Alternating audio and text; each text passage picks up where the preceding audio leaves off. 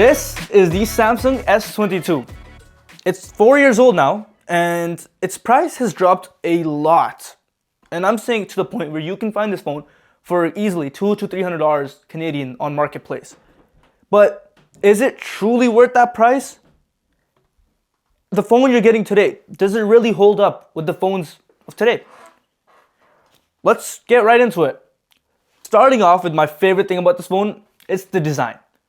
Just the way the camera visor blends into the phone's back, giving you more room for cameras to work with inside the phone, and such a beautiful design. I love it. I love it. And then the frosted back glass with the nice round edges and the nice round corners. It is such a nice phone to hold, such a nice phone to just feel, and such a pleasing visual look to it. And then you come to the front of the phone. Paired with that is a beautiful screen that does not let you down.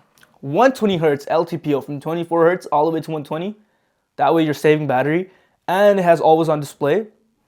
And on top of that, like I said, it's a Samsung panel and it's AMOLED. So the colors you're getting are beautiful. And then if you're worried about using it outdoors, you step outside, you notice it. The sun doesn't phase it. 1300 nits of brightness, so completely usable outside. Yes, it's not as crazy as the numbers you get today, like 2000 to 3000 nits.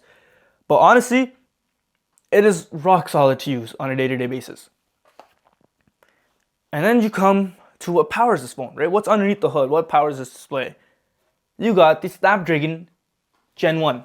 Snapdragon 8 Gen 1. Here's where the issues kind of start to plague this phone, right? Performance is really good on this phone. And I'm not exaggerating when I say this. This phone still holds up really nice to this day. Games run fine. Apps run fine, like Instagram, scrolling reels, listening to music in the background. Everything's really good.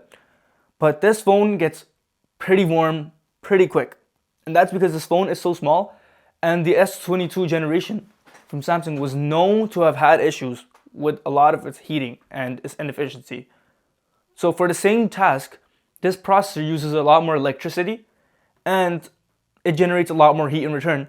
And especially the fact that it's such a tiny phone, it really warms up pretty quick. That's pretty major gripe I have about this. And then you might be like, okay, you got this heating issue, so how's the battery affected by it?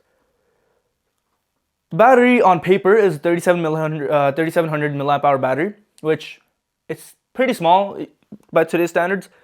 But in this phone, it gets the job done, right? The display is pretty small. This phone does sip a lot of power, but from what I've seen from day-to-day usage, it can last you a day pretty easily, pretty comfortably. So I wouldn't just not use this phone because the battery might be garbage, but because the battery is fine. It honestly lasts all day pretty easily, right? 2 days, 100% not. It shouldn't be an issue. Then you might be like, all right, so the battery's good, so how are the cameras? Cameras. The most important thing people want to look at, right? And I get it. You want good cameras, and considering this is a 4-year-old phone, you might be like, okay, these things are pretty bad. But I really want you to think about this. How much have cameras changed in the past few years in a phone? Really think back. And I'm gonna be honest, they have not changed much. They really haven't. If I pick up this phone today, the camera is gonna look the exact same to a brand new phone I pick up today. I'm not joking when I say this. The cameras are perfectly fine.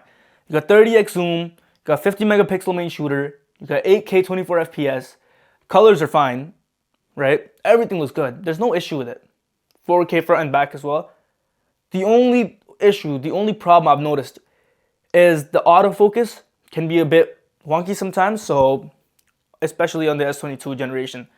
If I point to somewhere and I point to something closer or something further, it does take a sweet time trying to figure out which thing to focus on.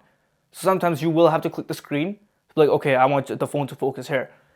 And then other times, it might actually make the video or a photo way too bright in the camera preview. But same thing, you tap somewhere and it kind of fixes the focus by itself. Focus and color. Other than that, cameras are still flagship. I would still take them over any mid-range camera nowadays. And then you come to the software.